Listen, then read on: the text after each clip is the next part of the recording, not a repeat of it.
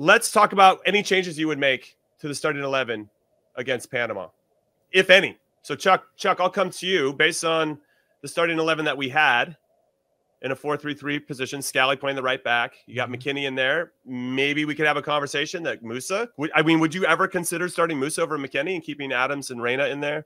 Or maybe Reyna. I mean, I know what we want. We want Weah to drop at the right back position. Well, and Reyna to go right wing. The easy excuse, Jimmy and Brian, we talked about this, is, oh, Weston got a yellow. Let's rest him and he'll come off the bench and we'll start Eunice. I don't see that happening. I know this is wishful thinking and it's not going to happen, but Joe Scally, we know what he is. He's not an attacking right back. He's your generic right back. He's obviously he's going to defend, but he's not going forward. Maybe you get 2 chances of him going forward. You're going against Panama. You know how they're going to play. They're going to play counter. Play Timothy Weah there. He's played right back. I know Greg said I want to stick to our natural right backs. Tim Weah, you could argue, is a natural right back. He's played a full European season at that position.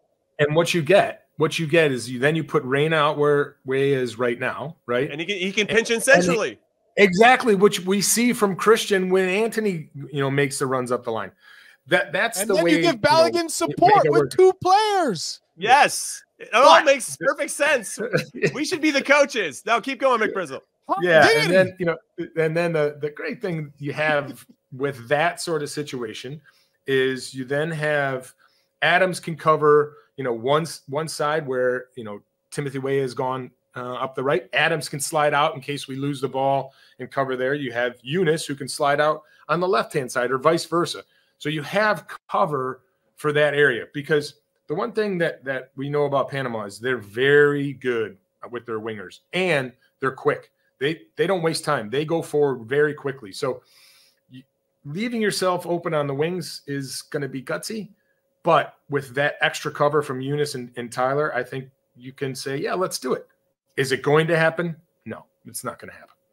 Okay, so we have a new nickname for Joe Scally. It's Joe Generic Scally. I've got plenty of time for that. But listen, Chuck, we don't say generic on this show. We say average to good. So we got Joe average to good Scally at the right back position. We want to see Timo Weah there. Give us what we want, Greg Berhalter. How about the number 9 spot, though? Would you make any changes there? Would you give Ricardo Pepi the chance to start from the very beginning and bring Flo on? I know we talked about it a little bit. We didn't talk about and Pepi's better off the bench.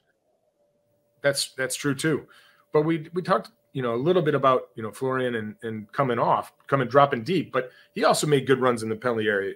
There was a time when Timothy Weah got in a little bit, he decided to shoot instead of laying the ball across. If he lays the ball across, Balogun has 2 goals. So we don't.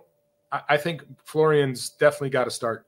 And to Charlie's point, Pepe's very good off the bench, and we haven't even talked about Josh Sargent. Does he get some minutes if he's ready to go? Because he's a different player than both of those two. So I think the way that the game matches up will tell us.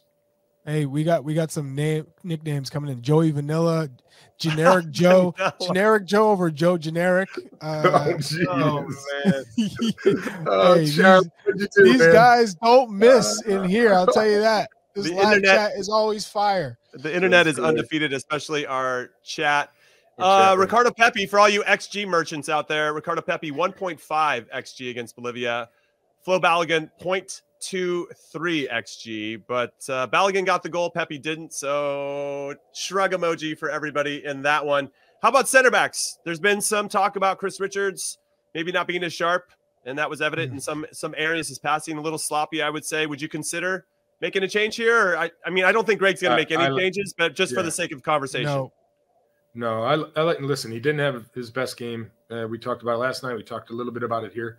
But what Chris gives you is usually a capable player with the ball at his feet, but he gives you defensive duels, very good, aerially very good, and we need that. And he's got pace to cover for Tim Ream if he's in there. Cameron Carter-Vickers had a rough game when he came on during the friendlies. But I still believe in this kid. He's really good with the ball at his feet. Not as good as Tim Ream, but he's got some physicality. And surprisingly, even though he's not as tall, he's actually really good in the air too. Jimmy, you were a center back. If you were Tim Ream's shoes, because you kind of look alike, would I think we're the same age too. Would you want to be swapped out, or have your partner swapped out, or would you say, hey, you stuck with us? This is the partnership we're going with moving forward. Give us a couple more games to settle in and get used to each other and get into a good rhythm. And, because they both gave some balls away, at times it looked a little bit lazy, and that's because they could get away with it because they were so much more athletically suited to play in this match than Bolivia. So they overpowered them. They could kind of take those risks and know they could track back and catch up.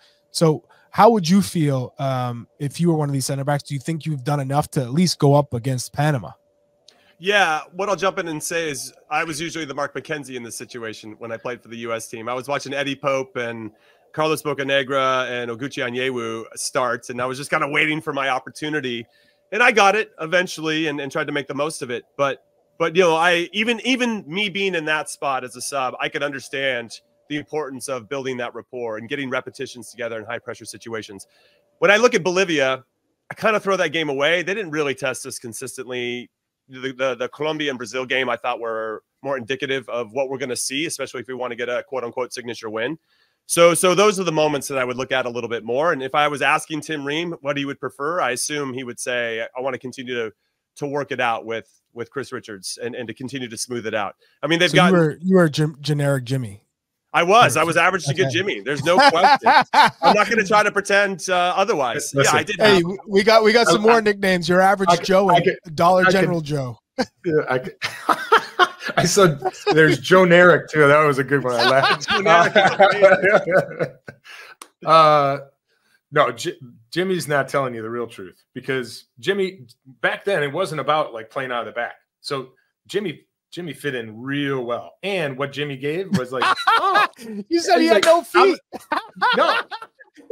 Jimmy no feet Conrad. Hey, can we mute Chuck? McBrizzle's trying to compliment me. Can we mute Chuck really quick? He said, you go, McBrizzle. Let me tell you about Jimmy. Today's game doesn't fit like it used to. So he was great because he just used his head. Chuck's the black hole up top. Can't hold up the ball, whatever. Just play it in the corner. Let's mute Chuck. Let's mute Chuck for a second. Go ahead, McBrizzle. The mic is yours. That's where Jimmy fit in really well with our group, because it was making sure that win the ball, give it to the players that can make the game, right? But Jimmy also would say, hey, you know what? He looks like he's trying to do something. And he would put a whooping on the defender. Trust me. Hey, you can't dribble for nothing, but he'll put you down. Yeah, I wasn't afraid to light people up in training as well. That's for sure. But yeah, I was average to good. I'm not going to try to pretend. I actually remember a meeting where Bob Bradley compared Justin Mapp to Leo Messi, just trying to build up Sippy's confidence, and then he compared me to Jamie Carragher, and I was like, Messi to Carragher. I don't know how I feel about that. But he wasn't wrong. I was a hard on my sleeve, hardworking defender. Hey, McBride will tell you, Carragher was the defender he hated to play against the most. Yep, he was a smart defender. Right. Yeah. Limited, but smart, right? So Jimmy limited Conrad. There we go. Listen, limited Conrad. We've got the same initials. Limited but effective. JC's for life.